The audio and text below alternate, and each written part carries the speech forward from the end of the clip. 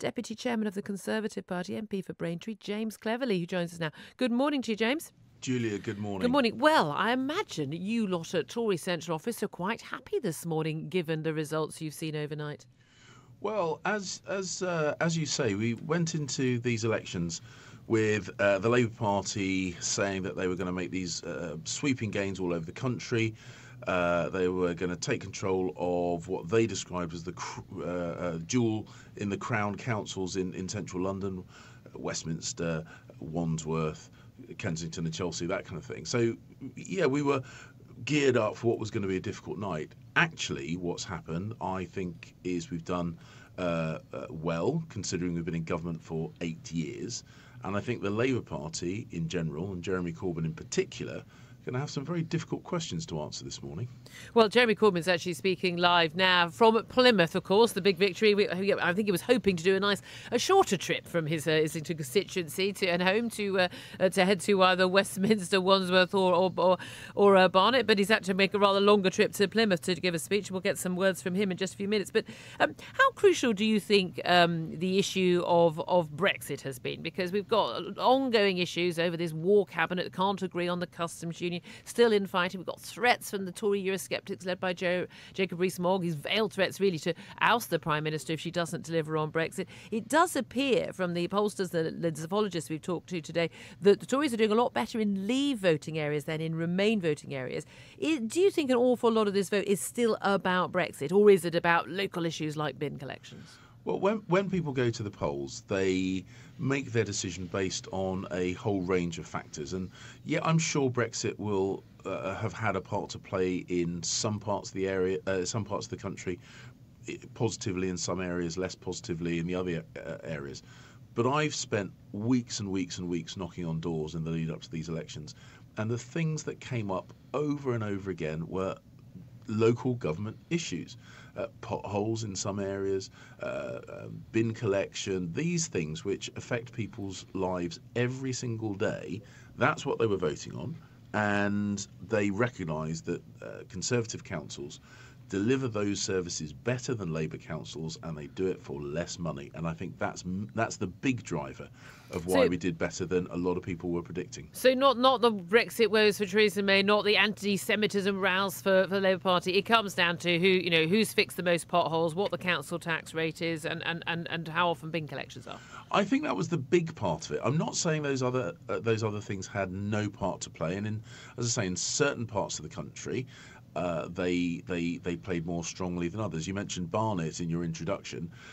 Barnet, without a shadow of a doubt, was heavily influenced by the anti-Semitism problem that's rife in the Labour Party at the moment. So these things do have an element, they do have a part to play, but fundamentally it was about the delivery of local government services, and on that we've got a very, very strong record. So you're going to be celebrating today in Central Office?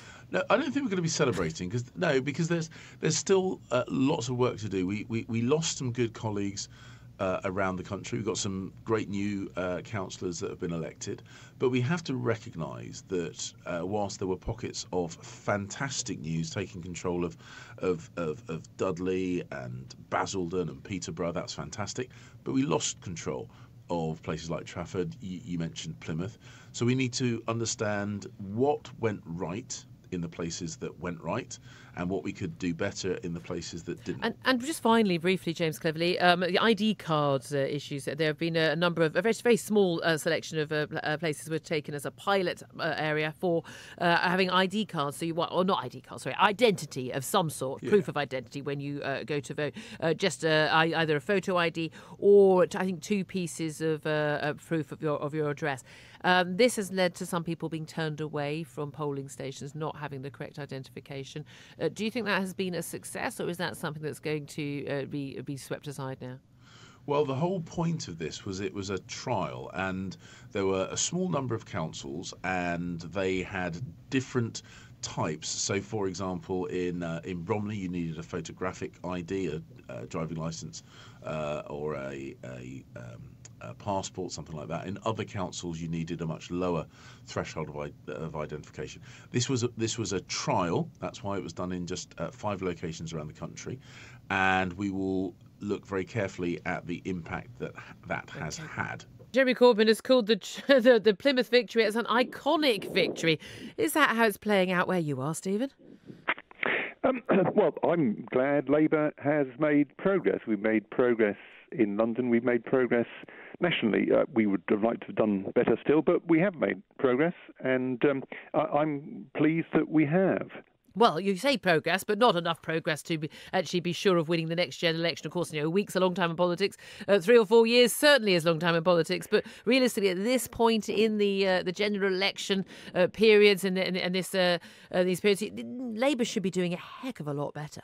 Well, as I say, we've made progress, and I'm glad that we have. I think there is a sense of sort of indecision about these results. You were just talking about the position on Brexit. We just don't know yet where we're heading on Brexit. The Brexit Secretary told the Commons yesterday that ministers are still trying to work out what the government wants on customs. It looks, according to press reports, as though votes on the customs union are being delayed until the autumn, and as you said, Jacob Rees-Mogg seems to be threatening to bring down the Prime Minister. So we just don't know where we're heading, and I have a sense that people are kind of suspending judgment. I think the Brexit thing really is a bit of a mess, and where we end up on that, I think, is going to have a big impact on what the future general election result is. But this is it. What does it tell you when we had a cabinet minister being forced out by the Labour Party only a matter of days before us over the Windrush affair? We've had British citizens being knowingly wrongly deported by the Tory government. We had a health secretary going into the Commons having to apologise for up to possibly 270 women having died over a computer glitch in the NHS under the Tory watch. All of these problems, absolute total indecision on the issue of Brexit, the key issue facing the country. We've had the Prime Minister's lost 5 cabinet ministers in the last 6 months.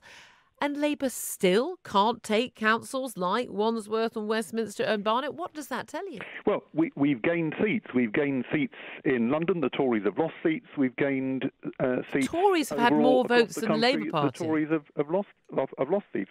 And as I say, I mean, you're absolutely right about the awful mess the government is currently in. And I think people are suspending judgment, particularly on where we're heading on Brexit, because we just do not know at the moment. The ministers cannot make up their minds. And I think until there's some clarity about that, then people are going to suspend judgment on where we go beyond that. Does this not send a message, though, that the magic Corbyn factor, which was seen to be so important in the general election last year when he closed what was a 20-point gap between Labour and the Tories during the election campaign to make it very, very close indeed and very uncomfortable for Theresa May, taking away her overall majority, that Corbyn factor really hasn't managed to stay the course, and the stardust that Jeremy Corbyn has been able to spread everywhere hasn't actually spread as wide as perhaps many Labour Labour supporters had hoped. Well, certainly last year's general election result was extraordinary, an extraordinary triumph for Jeremy Corbyn. What he's done, which I think is very, very important, is he's revived the Labour Party. My constituency party has got more than twice as many members now as it had before, and he's also re-engaged a whole swathe of people with politics, people who now believe that elections can make a difference, who previously had no such hope. That, I think, is a very important achievement for the Labour Party. It's also a very important achievement for democracy. And what I think the dramatic increase in the size of the party is going to mean is that we are going to be a much stronger force in the future. That's a huge achievement. We would like to have done better last night, but we have made progress, and I'm glad that we have.